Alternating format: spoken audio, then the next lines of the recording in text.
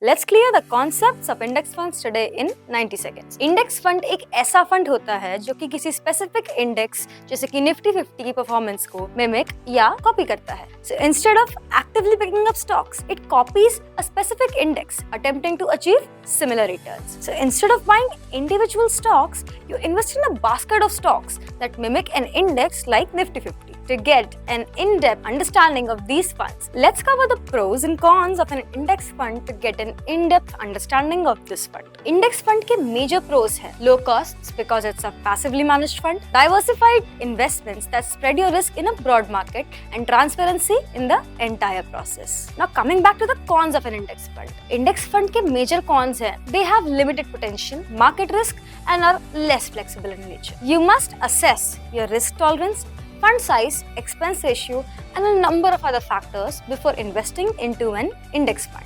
But coming to the question of the hour, should you actually invest in an index fund? And will it give you the returns you are aiming for? If you still have queries, get in touch with us here at BFC to get all your answers. And meanwhile, follow us for more such informative content.